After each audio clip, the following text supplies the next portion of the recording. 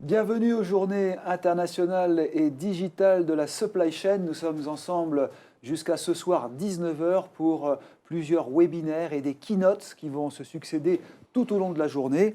Alors, bien entendu, je le rappelle, nous sommes avec 15 pays connectés sur 4 continents, des personnalités parmi lesquelles ce soir Joël de Ronet, le fameux provectiviste qui viendra nous parler bien sûr de ses ouvrages et donc de ce futur qui nous intéresse tous. Alors, on va démarrer dans un instant avec l'immobilier logistique, l'immobilier d'entreprise. Nous avons comme invité Didier Terrier de Arthur Lloyd, directeur général. Il va nous parler donc de l'impact de la crise du Covid, notamment sur l'immobilier de bureau, l'immobilier logistique, comment se réorganiser et se relancer.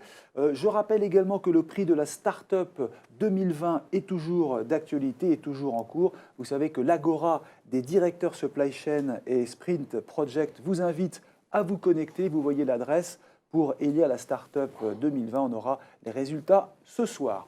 Alors, tout de suite, merci Didier Terrier d'être avec nous. Arthur Lloyd, un grand nom de l'immobilier de bureau, un grand nom de l'immobilier logistique. Aujourd'hui, rappelez-nous le périmètre de la société à travers le monde. Alors, on va plutôt parler de la France, puisqu'on est essentiellement implanté en France, même si on a un nom effectivement à connotation internationale. Voilà. On parlera de la France. Arthur Lloyd est une société qui est composée d'un peu plus de 300 collaborateurs, qui intervient uniquement sur les marchés de l'immobilier d'entreprise, avec 3 actifs logistiques, immobilier de bureaux tertiaires et retail, également locaux industriels. Aujourd'hui, moi, je vais vous parler que d'immobilier logistique, puisque l'organisation d'Arthur Lloyd est constituée d'équipes transverses qui interviennent sur des niches que sont notamment la logistique, le retail, l'investissement et l'asset. Et dans le cadre de ces journées digital supply chain, moi, je suis là en tant qu'animateur et dirigeant de la société Arthur Lloyd Logistique. Arthur Lloyd, c'est un réseau de franchisés. On est aujourd'hui présent sur un peu plus de 70 villes. Mon équipe, donc, qui est une équipe transverse, a des bureaux sur Lille, Paris et Lyon. Et elle intervient avec donc, ces différentes agences, ce qui nous permet d'avoir un très gros maillage du territoire et d'avoir une analyse assez fine de tous ces marchés. Ouais. Donc très implanté dans les régions, dans les départements, et on parlera tout à l'heure des collectivités justement et des projets futurs. Alors donc un marché tout de même déstabilisé avec ce que l'on a vécu. Complètement déstabilisé, puisque, alors, bien que l'actif est un actif résilient, puisque tout le monde a compris qu'un entrepôt, ça servait à quelque chose, et puis l'activité supply chain, elle a été très active pendant cette crise sanitaire. Malgré tout ça, le marché n'est pas terrible, notamment sur le nombre de mètres carrés placés à utilisateurs. Pour avoir une idée, l'an dernier, il s'est placé, et depuis 3 ans, il se place un peu plus de 3 millions de mètres carrés d'entrepôts sur le marché en France. Et on a fini le premier semestre avec une consommation de 700 000 mètres carrés. Donc oui, c'est une baisse significative. Premier semestre, 700 000 700 000, donc on se dirige vers une année, a priori. Alors, on sait que sur les 700 000, il y a 200 000 mètres carrés qui vont être comptabilisés très rapidement, puisqu'il y a 2 grosses transactions, Samada sur 100 000 mètres carrés et Noroto. Mais voilà, on aura du mal à dépasser les 1,5 million, 1,6 million. Donc on est parti pour avoir une chute de 50%. 50%, voilà. Oui, il faut rappeler 3 millions de mètres carrés utilisés en temps normal, ce qui veut dire qu'il y a donc un parc important en attente. Alors, ce qui veut dire, compte tenu du fait que la demande placée est très faible, puisque je vous rappelle que pendant 3 mois, il ne s'est pas passé grand-chose quand même. Voilà. Donc, demande placée très faible, l'offre neuve va ralentir. On va arrêter de produire des bâtiments neufs puisqu'on sait que la demande va être impactée. Donc, on va arrêter, on va ralentir, on va pas arrêter. Après, il y a le risque de faillite qu'on anticipe avec des libérations de surface. Donc, oui, le stock devrait augmenter, la demande va baisser. Et après, on peut imaginer que les valeurs locatives soient un peu chahutées. Pourraient baisser. Voilà. Mais tout de même, on parle d'une reprise, d'une relance. La Banque de France hier l'annonçait. L'INSEE ce matin parle encore d'un 3e trimestre qui va vraiment connaître un fort rebond. Plus de 10%, même 15%, pourquoi pas. Les chiffres varient en fonction de la Banque de France ou de l'INSEE. Est-ce que ce retour quand même à la normale n'est pas pour bientôt? Est-ce qu'il ne faut pas patienter janvier 2021 pour voir un retour à peu près normal? Après, il y a ce Covid, c'est ce qui va revenir et Qui ce qui ne reste va en pas point revenir. Oui, je d'interrogation. pense qu'aujourd'hui, c'est très, très compliqué de tirer des... Mm. je pense que toute l'activité a envie de redémarrer. Je trouve que les acteurs sont très dynamiques, mais après, il y a cette épée de Damoclès. Et puis, entre-temps, il y a des, voilà, il y a des faillites. Il y a quand même des grandes enseignes qui viennent de baisser le rideau. Hein. Donc, Orchestra, même si elles n'étaient pas, si elles étaient pas en très bonne santé avant, cette crise les a achevées. Mm. Et c'est, en l'occurrence, ces grandes enseignes, c'est des libérations de surface très, très importantes en logistique. Hein. Alors, ce qui veut dire qu'Arthur Lloyd, le spécialiste, je rappelle, français, donc essentiellement donc, implanté sur le territoire français, aujourd'hui, vous êtes obligé d'être flexible, en fin de compte. C'est ça Alors, l'idée. nous, on fait que du conseil. Donc, on est flexible, bien évidemment, dans nos interventions. Mais c'est voilà, c'est surtout à nos propriétaires, Mhm. acteurs significatifs de ce marché, de faire preuve de flexibilité, enfin de s'adapter à ce qui va se passer. C'est pour ça que je dirais dans les différents points que sont les impacts que peut avoir le Covid sur l'immobilier logistique, il y a effectivement la flexibilité qui est voilà, qui est un des thèmes C'est qui le va... conseil que vous donnez. Oui, aujourd'hui, nous, enfin, le Covid, on parle d'un retour possible de la production. Bon, ça, je ne serais pas en capacité de vous dire si c'est quelque chose qui va se faire, qui ne va pas se faire, mais je pense que ça ne va pas être simple. Parce que je vous rappelle que les matières premières, elles ne sont pas forcément en France, donc si on reproduit en France, il faut rapatrier. Voilà. Mais ce retour de la production, il va avoir effectivement, s'il arrive, il va avoir un impact sur l'immobilier logistique, puisque la structure, l'immeuble peut évoluer, hein, puisque si on produit en France, nous, on considère qu'on peut, dans les bâtiments de logistique aujourd'hui, qui sont des bâtiments très, très modernes, très sécurisés, y mettre de la production, y mettre du stockage, plutôt que d'aller faire un entrepôt d'usine à proximité. Réutiliser ou utiliser, Voilà. recycler ce qui existe. Donc ça veut dire que ces nouveaux immeubles, la taille va être différente, hein, puisque un entrepôt d'usine, c'est pas forcément une plateforme XXL, donc on risque d'avoir des immeubles de plus petite taille, avec des ICPE différentes, des hauteurs différentes, donc il peut y avoir un impact sur un nouvel actif. Ensuite, l'utilisation de cet actif. Aujourd'hui, dans les entrepôts, on y fait du conditionnement, certes, du stockage. Là, on va y faire de la production. Si on doit... Si on décide de relocaliser... Voilà. Alors, sans relocaliser, vous avez un exemple, une société qui s'appelle Paradès en France, hein, qui est dans l'hygiène, qui l'an dernier a constitué un site important en région lyonnaise où elle a rassemblé production et stockage. Donc c'est un modèle qu'on peut peut-être décliner sur les prochaines années. Production, stockage, voilà. Ça c'est original. Donc ça se passe sur Lyon. Après, la situation géographique peut évoluer, parce qu'aujourd'hui, s'il y a de la production, donc les barycentres peuvent peut-être changer par rapport au positionnement des usines. Et puis l'utilisateur de l'entrepôt, aujourd'hui, ces entrepôts, ce sont des quid du prestataire logistique qui travaille dans ces entrepôts. Il va falloir une main-d'œuvre qualifiée différemment, puisqu'il y aura d'autres process. Donc voilà, ça c'est le premier impact. Impact intéressant parce que donc vous êtes conseil justement dans la gestion de ces outils, de ces biens immobiliers. Donc le conseil aujourd'hui que vous donnez, c'est aussi peut-être de ne pas lâcher trop vite ces entrepôts. Il faut peut-être laisser passer cette vague de ralentissement, le redémarrage, s'il arrive. Oui. Après, le problème, c'est qu'il ne faut pas décourager, quoi, vous dites ça. Oui. Non, il ne faut pas décourager, mais le problème, c'est qu'aujourd'hui, un entrepôt qui est vide, l'utilisateur il va pas le garder parce que ça coûte très cher. Donc oui, il faut réfléchir. Mais aujourd'hui, l'immeuble a été conçu depuis des années pour éventuellement être une espèce d'usine des temps modernes. Donc s'il doit y avoir retour de la production, nous on dit que c'est peut-être dans les immeubles existants, récents, qu'il faut plutôt que de construire. Donc disons un mot de la relocalisation. Ça, c'est quelque chose qui est vraiment possible, notamment pour des petites productions dans un premier temps. Je pense que on imagine tous que tout ce qui est médicaments, il va y avoir une bonne... On en a parlé. Voilà. Médicaments, on peut imaginer qu'il y aura un retour de la production, ne serait-ce que pour gérer l'urgence. Après, je vous dis, le reste, c'est une organisation avec des matières premières qu'il va falloir rapatrier. Mais Et là, vous avez des exemples concrets, justement. Aujourd'hui, est-ce que vos équipes Non, pas encore. regardent ce qui se passe à l'étranger? Non, non, non, parce que c'est vraiment c'est le problème je dirais, de l'entreprise. Hein. C'est pas, nous, on est là pour amener des solutions immobilières, mais pas pour mettre en place des stratégies de ramener de la production en Non, ou en France. tout cas, avoir des antennes à l'extérieur qui pourraient Oui, se bah, dire, on parlait de Sanofi, par exemple, oui. qui pourrait envisager. Vous dites, nous, on a la solution. Bah, oui, on va trouver la solution. Voilà. Avec l'évolution de la consommation, notamment avec le e-commerce, il y a aussi des opportunités peut-être à saisir. Alors, cette crise sanitaire, là aussi, a démontré la place que tenait le e-commerce et qu'elle tiendra demain.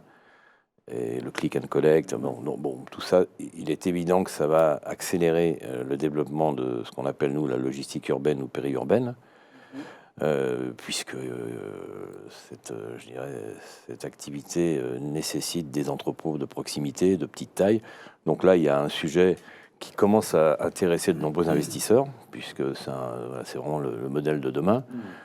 Après, en termes d'immobilier, c'est des sujets un peu complexes parce qu'il faut faut inventer un produit qui est complètement différent de la plateforme de cross-dock ou de l'entrepôt. Dans des zones où on n'a pas forcément l'habitude de voir je dirais des activités de stockage. Donc, bon, là, il y a vraiment un besoin de soutien de la collectivité pour développer mais comme on est dans un monde de plus en plus vert, je pense que les collectivités vont complètement se mobiliser avec les acteurs sur ce développement d'une nouvelle offre immobilière qu'on appelle logistique urbaine. Alors justement, parlons-en. Ça, c'est très important, très intéressant, parce que c'est vrai que le e-commerce va sûrement booster le développement de ces petites structures. Hein. Ce seraient donc des petits entrepôts, des unités qui seraient autour des villes. Est-ce qu'aujourd'hui, d'abord, premièrement, est-ce qu'il n'y a pas quand même un risque de voir ces zones gelées autour des périphéries urbaines, donc en zone périurbaine, du fait de cette convention climat dont on a parlé récemment? Oui, c'est pour ça que c'est un peu compliqué, parce que d'un côté, les collectivités vont effectivement neutraliser tout le développement de ces zones. En même temps, elles doivent favoriser cette logistique urbaine avec je dirais, donc participer au développement de cet immobilier. Donc, bon, voilà, c'est un peu tout ça. C'est-à-dire que pour l'instant, ce n'est pas encore fait. Il faut, je pense, une consultation. Il faut voir si les élus sont d'accord. Voilà. Je pense qu'avant de prendre des mesures aussi, alors bon, ça reste toujours des mesures politiques qui peuvent évoluer. Hein. Bon, en ce moment, on a vu ce que les écologistes ont fait récemment dans des grandes villes. Donc voilà. Après, elles peuvent évoluer et j'espère qu'elles vont évoluer parce qu'il faut prendre suffisamment de recul. Voilà, donc, pour résumer votre pensée, premièrement, il y a des opportunités avec le e-commerce. Donc ça, c'est clair. Il y a un nouveau modèle qui se met en place. Un nouveau modèle. Deuxièmement, en savoir plus sur l'évolution des zones périurbaines. Est-ce qu'elles seront gelées ou non? Et troisièmement, vous avez, aujourd'hui, un parc important, enfin un parc intéressant qui peut être utilisé pour ces nouveaux business qui peuvent se développer. Alors,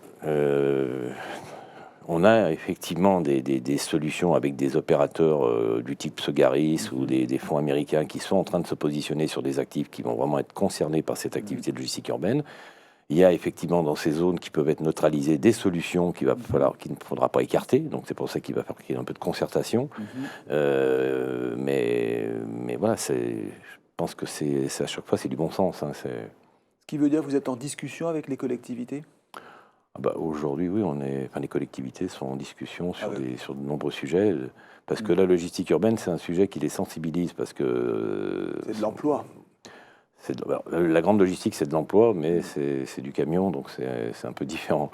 Donc ils sont beaucoup plus mobilisés par la logistique urbaine, où c'est dans l'air du temps, et effectivement, c'est un nouveau mode de consommation qui nous amène à cette logistique urbaine. C'est du développement durable, donc voilà.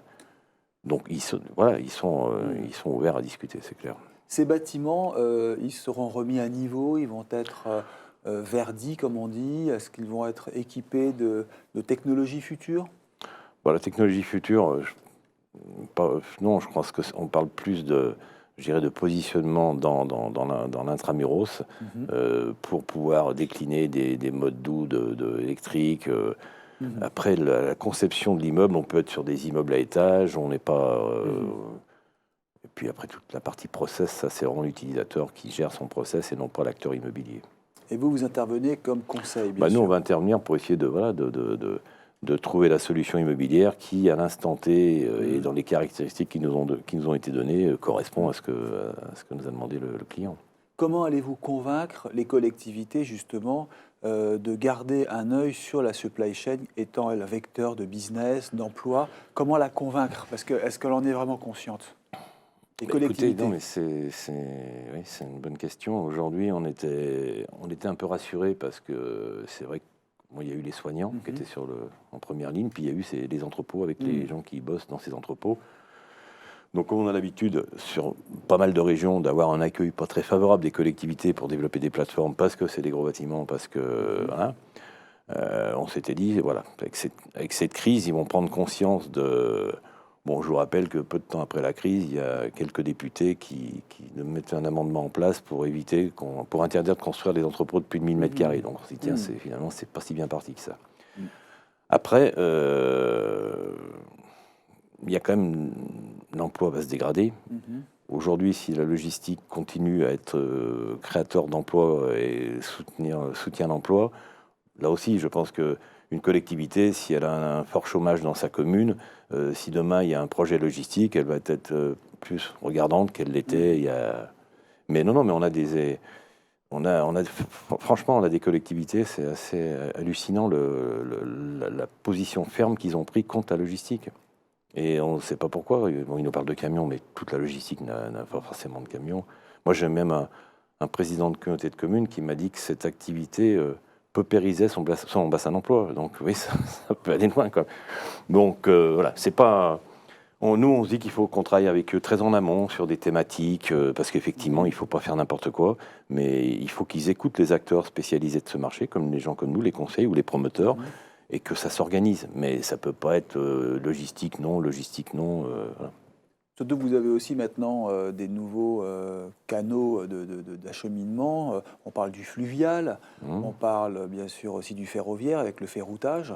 Et là, vous avez, des offres qui se rapprochent de ces nouvelles on a multimodales. Il y a des opérations qui se développent autour du fluvial, parce que même si ça met un peu de temps, on peut imaginer que c'est quelque chose qui va fonctionner. Le ferroviaire, les entrepôts en branche FR existent déjà. Maintenant, il y a très peu d'utilisateurs pour l'instant. Il y a des problématiques d'acheminement de train. Mais oui, quand on parle de développement durable, le fluvial, le ferroviaire, mais les infrastructures existent. Après, c'est juste un problème d'acheminement pour les trains et je dirais pour le reste, il y a des solutions. Sur le plan géographique, il y a des régions de France qui sont plus portées sur la logistique que d'autres. Est-ce qui sont plus ouvertes, disons? Oui, alors souvent celles qui sont le plus ouvertes, c'est celles qui ont besoin d'emploi. Donc on a les Hauts-de-France. Xavier Bertrand est un de nos supporters. Il œuvre pour cette activité. Donc, ce qui fait que dans les Hauts-de-France, la logistique est accueillie à bras ouverts. Donc du coup, il y a beaucoup d'opérations, peut-être un peu trop aujourd'hui. Et puis après, vous avez effectivement des régions où c'est très compliqué, tout l'Ouest, la région lyonnaise, alors que c'était un pôle majeur. Aujourd'hui, la région lyonnaise ne développe plus de foncier pour de la logistique et ne souhaite plus en développer dans l'immédiat. Oui. Et vous avez d'ailleurs des offres importantes dans ces régions, dans ces départements? Hauts-de-France, oui. Donc là, c'est plutôt bien, puisqu'il y a une forte demande avec le développement du e-commerce, et puis notamment la grande distribution qui a son siège là-bas, historiquement et l'ex-textile aussi, mais il y a aussi des Decathlon, si je ne me trompe, bien sûr. Oui, toutes les maisons qui tournent autour de la maison Auchan. Non, mais voilà, donc le Nord, c'est la région parisienne, ça commence à devenir compliqué, puisque maintenant il faut des agréments. Non, il y a peu de régions. Il y a peu de régions où c'est facile de développer. Aujourd'hui, les offres les plus intéressantes, elles se situent dans quelle région? En Île-de-France, par exemple, est-ce qu'il y a des prix qui ont baissé? Est-ce qu'il y a des opportunités, des occasions à saisir? Alors, les offres intéressantes, c'est dépend ce qu'on appelle une offre intéressante. Une offre intéressante, si c'est un loyer dégradé, ça veut dire que le marché n'est pas bon, donc pour nous, c'est pas forcément quelque chose d'opportun. Non, aujourd'hui, c'est le principe de l'offre et de la demande. Voilà, on est une région sur laquelle il y a un stock abondant. Il est évident que les loyers seront plus chahutés. Ouais. Voilà. Donc la région Île-de-France, c'est assez cohérent. La région lyonnaise, on est dans un contexte de sous-offre totale. Donc là, les loyers Ils sont chers. restent chers. En région marseillaise, pareil. Dans le Nord, effectivement, pour l'instant, ça se tient, mais ça peut se dégrader. On peut avoir une idée justement des tarifs pratiqués aujourd'hui Alors les loyers en immobilier logistique sur des bâtiments neufs, hein, donc avec je dirais équipements. tous les équipements, enfin quand j'ai équipements propres à l'immobilier, on va dans une fourchette qui va aller on va dire de 40 euros dans les régions les plus exotiques, entre guillemets, jusqu'à 60 euros sur un entrepôt situé Île-de-France, voilà, relativement bien placé. Donc il y a un écart quand même qui est assez significatif. Ouais, c'est ça. Mais le loyer moyen se situe autour dans une fourchette de 45-55. Et ce qui est intéressant par rapport à nos voisins, si on hésite avec la Belgique, l'Allemagne, ou peut-être... Alors, on a des loyers plus attractifs que l'Espagne, que l'Italie. L'Espagne, je pensais aussi, bien sûr. Que tous nos pays voisins. Alors, l'Angleterre, c'est encore quelque chose de beaucoup plus important, puisqu'on est sur des loyers à plus de 100 euros. Mais la force de la France, ça a été justement que les collectivités ont développé les fonciers, donc ils ont organisé la vente de ces fonciers, il n'y a pas eu de surenchère, donc on a pu avoir des prix, les promoteurs ont pu acheter des fonciers à des prix très, très cohérents. Parce que le prix de la terre était bas à l'époque. Le prix de la terre était effectivement un terrain qu'on va acheter en région autour de 50 euros, vous l'achetez souvent à une collectivité. En Espagne, vous allez acheter ça à un privé qui va essayer de le vendre 90 euros parce que il va presque le double. Donc la France reste un pays attractif en termes de valeur locative pour l'immobilier logistique. Et pour des entreprises étrangères, je pense par exemple à Amazon ou à Alibaba qui peut-être va se développer en France. Là, il y a peut-être des offres à faire pour accélérer ce e-commerce. Eux, ils ont commencé à faire leurs entrepôts en France, en Europe, un peu de partout. Ils ont quelques problèmes, notamment à Lyon, où aujourd'hui ils sont attaqués de toutes parts pour développer un entrepôt qui a été développé à Bretigny, qui a été développé à Metz, qui a été développé un peu de partout. Donc eux, leur immobilier, il est tellement spécifique qu'il faut les accompagner très en amont, puisqu'on est sur des modèles d'entrepôts qui sont un peu, on est sur des entrepôts à grande hauteur, avec avec des paliers, des mezzanines, un peu comme les anciennes usines. Je ne sais pas si vous connaissiez les usines de Manu France à Saint-Étienne, des entrepôts, c'était on retrouve un peu ce modèle-là chez Amazon. Et concernant justement l'évolution des modes de consommation, est-ce que ça, c'est pas une chance pour la supply chain, pour la logistique? Est-ce qu'elle n'est pas là, la chance de la relance et de la reprise? Ça risque de changer le format de l'immeuble, puisqu'aujourd'hui, il va y avoir ces grands immeubles, ces grandes plateformes XXL, c'est beaucoup de personnes. Donc, quand on a des crises sanitaires comme on a eu, c'est plus facile de gérer pendant une crise un entrepôt de 20 000 m² qu'un entrepôt de 120 000 m² ou 140 000 m². Il va y avoir une redistribution un peu des schémas directeurs. Donc, on peut imaginer qu'effectivement, il y aura des besoins sur des secteurs, notamment proche urbain, qui peuvent aussi effectivement faire qu'il y aura un peu de nouveaux bâtiments à construire. C'est-à-dire qu'on aurait besoin de petites structures, c'est ça en fait le vrai changement? Il peut y avoir effectivement un besoin de structures plus petites, plus proches des villes, donc très certainement très compliqué à développer, mais c'est une peut-être des tendances qui... Et est-ce qu'on peut imaginer des partenariats avec des entreprises de transport qui géreraient le fameux dernier kilomètre? Parce que souvent, comme vous le dites, quand les collectivités voient la logistique d'un œil un peu hostile, c'est parce qu'il y a peut-être l'arrivée de trafic de poids lourds. Est-ce que justement le dernier kilomètre plus vert serait peut-être la solution avec des Non, petites navettes électriques. c'est évident. Aujourd'hui, voilà, on peut pas laisser rentrer des enfin, des poids lourds en ville. Donc, mais pour que ces véhicules plus verts puissent livrer le dernier kilomètre, il faut bien qu'ils aient un point de chute en bordure de ville pour pouvoir faire parce que s'ils veulent faire ce dernier kilomètre, il faut.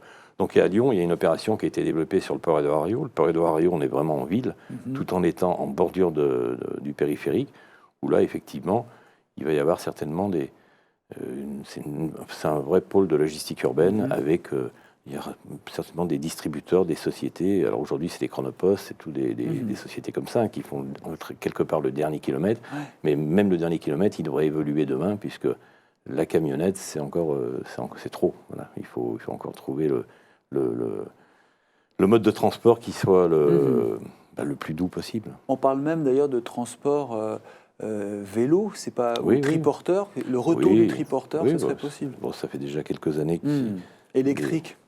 Des gens comme TNT ont déjà des triporteurs dans certaines villes, mais le triporteur, il ne faut pas qu'il fasse 10 km, donc il faut vraiment qu'il aille chercher. Voilà.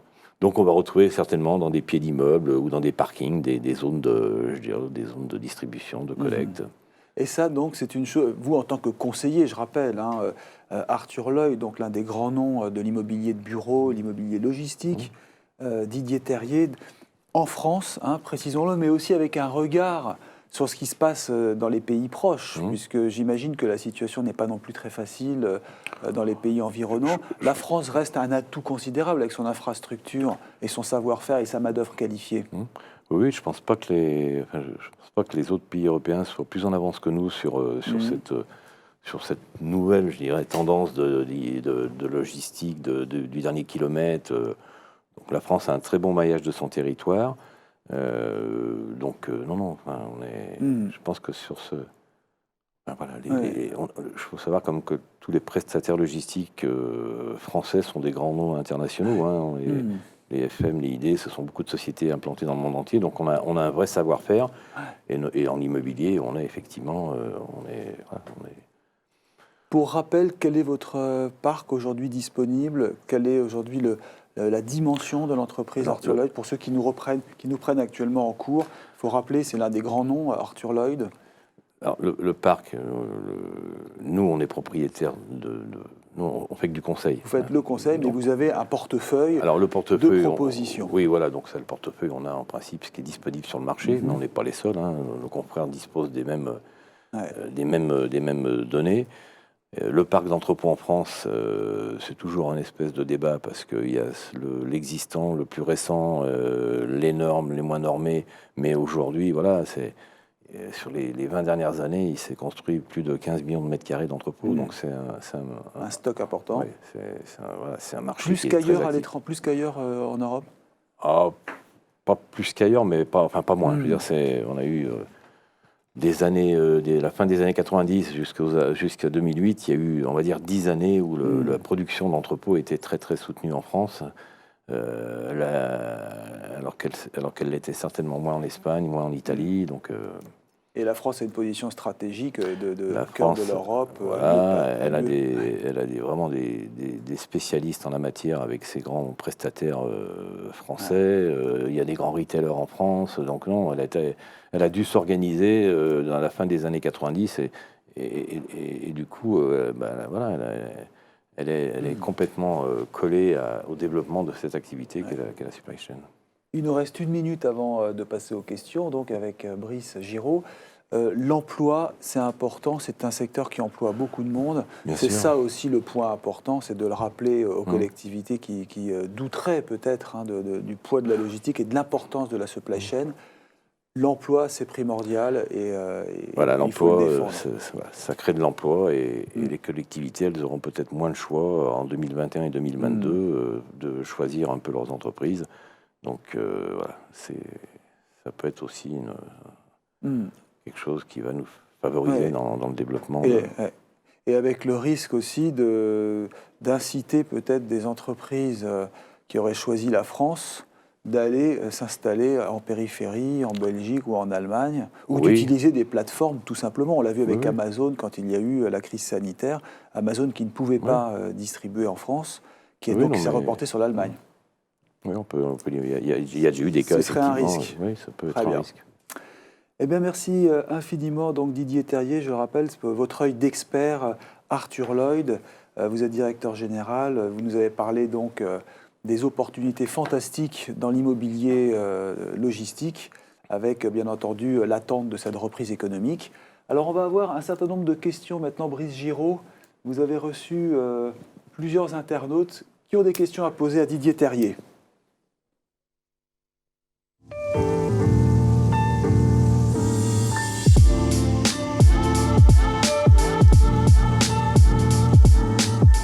Première question, vous l'avez un petit peu évoqué avec Lyon et les Hauts-de-France, mais avez-vous une idée un peu plus précise des métropoles françaises les plus attractives aujourd'hui pour la supply chain?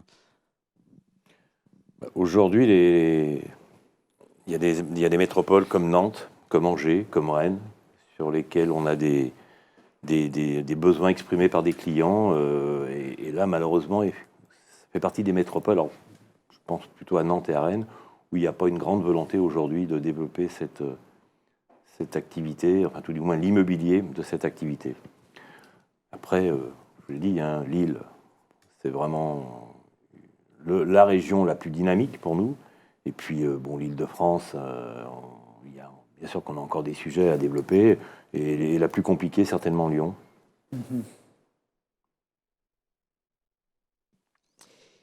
Autre question, quels sont selon vous les principaux atouts français pour relocaliser sur le territoire par rapport à d'autres pays?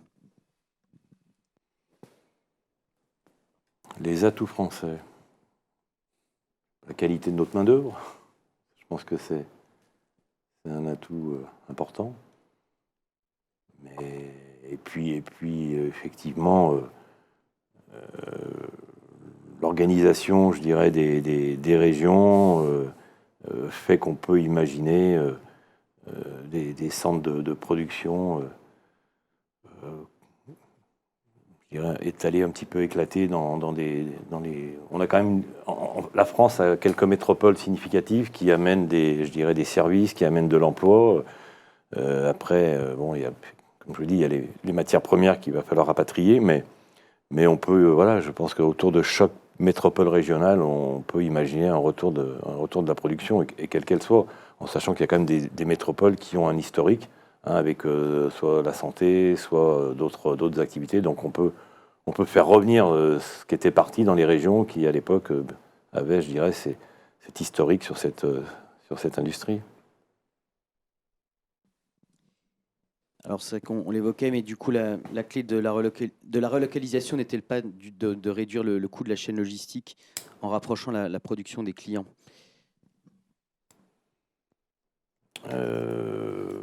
Oui, enfin, après cette production qui est en France, elle va aussi, elle est supposée aussi repartir à l'extérieur. Donc non, je pense que voilà, cette crise sanitaire nous a un peu effrayés parce que voilà, il y avait des produits qu'on maîtrisait plus.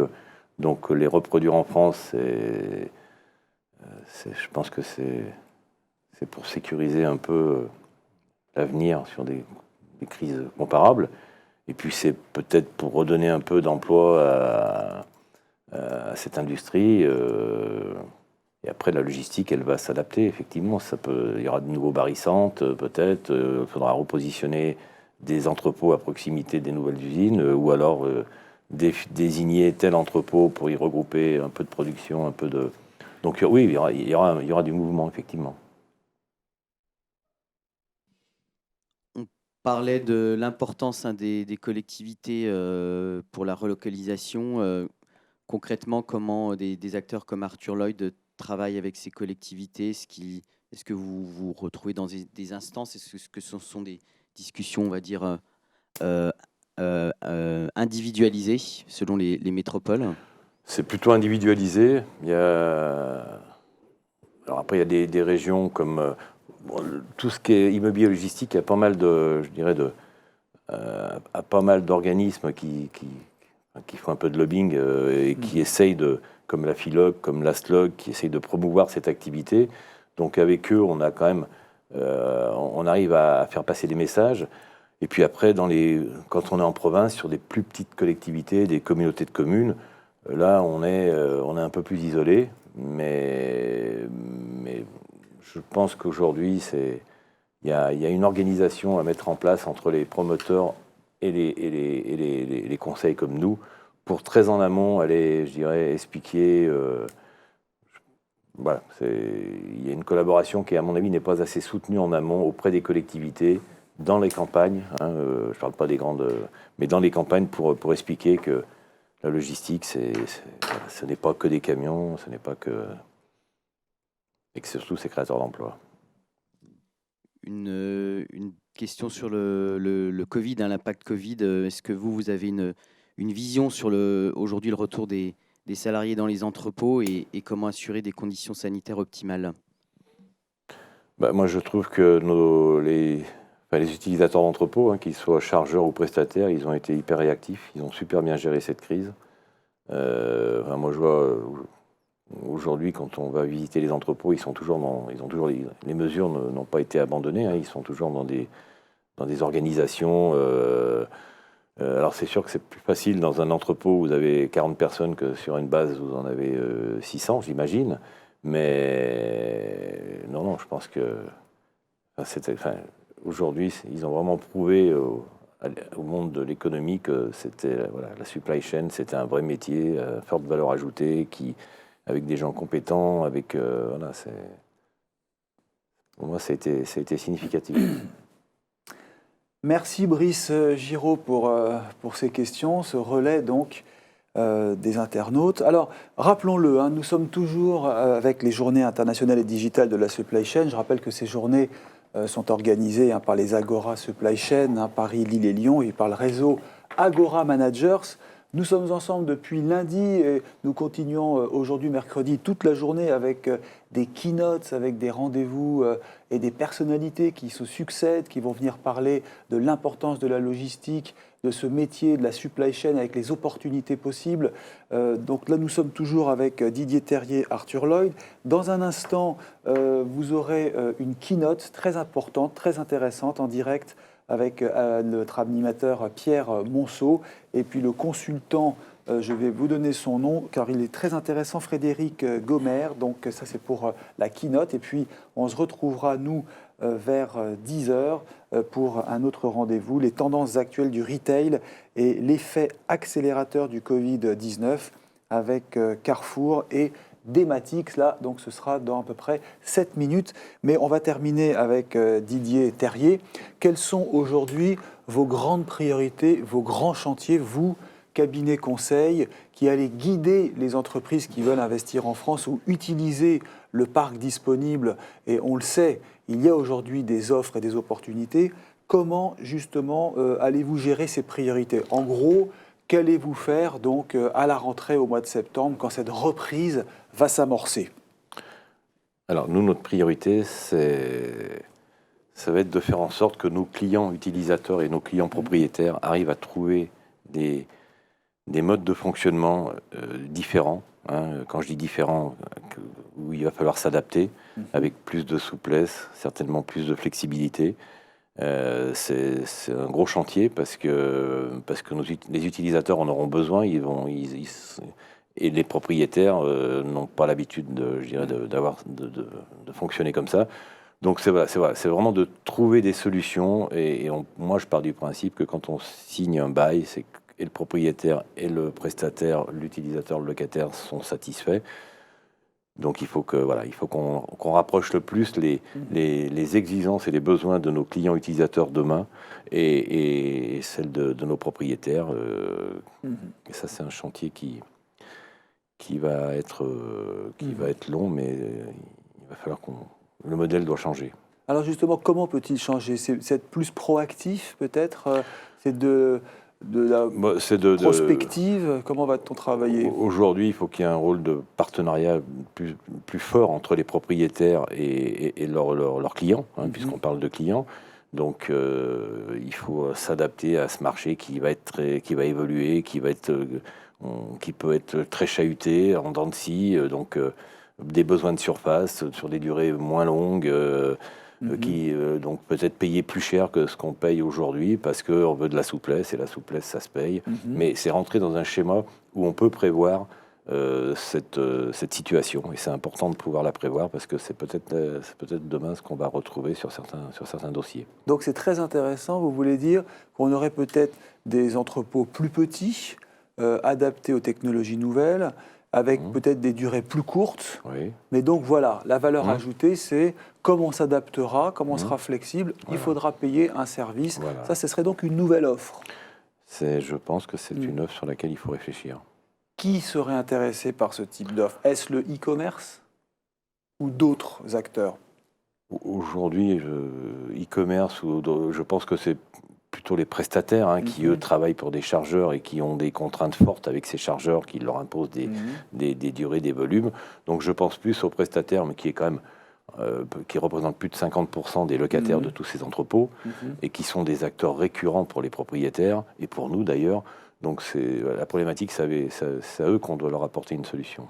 La saisonnalité, c'est aussi quelque chose qui peut se développer. La contre-saisonnalité, donc ça a toujours existé ce besoin, mais là il va être de plus en plus fort et il faut trouver un modèle.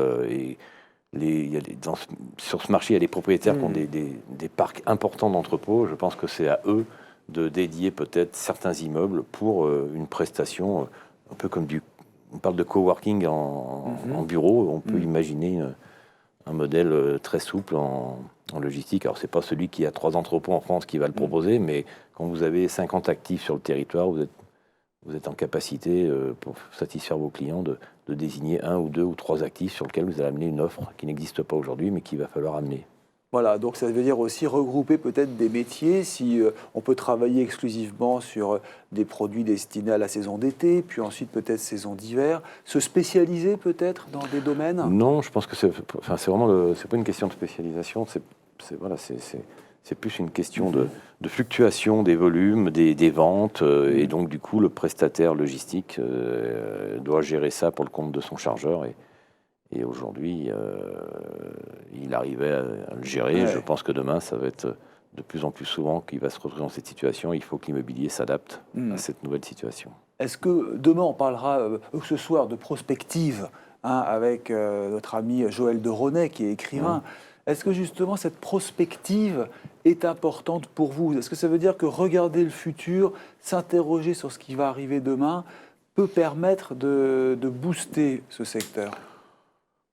Oui, après, moi, il faut être pragmatique. Il faut savoir s'adapter aux situations nouvelles. Après, si ces situations nouvelles, elles redeviennent ce qu'elles étaient, mais voilà, je pense qu'il faut être pragmatique, tout simplement. Mais vous regardez un peu ce qui se passe à l'étranger. Est-ce qu'il y a des pays qui sont plus en pointe sur cette distribution, sur l'adaptation justement aux nouveaux modes de consommation? Est-ce que les États-Unis, qui ont toujours été un peu précurseurs dans ce domaine, sont un modèle, restent un modèle, si on peut dire? Honnêtement, je ne pourrais pas vous répondre, mais je pense que tous les pays seront concernés par ce nouveau monde, puisqu'on là les choses évoluent. Enfin, Alibaba, par exemple, ça vous inspire sur leur méthode de supply chain? Pour l'instant, on ne les voit pas. C'est une plateforme pour l'instant. Ils ont un projet, on entend parler d'un projet. Pour la Chine. Après, Amazon, Amazon est un vrai modèle. Le modèle Amazon, c'est... Avec distribution intégrée. Oui, enfin voilà, ils sont en avance, je pense, sur beaucoup de e-commerçants. Et il y a des idées peut-être à prendre, faut-il s'en inspirer? Moi, je pense qu'il y a plein d'idées à prendre chez Amazon. Oui.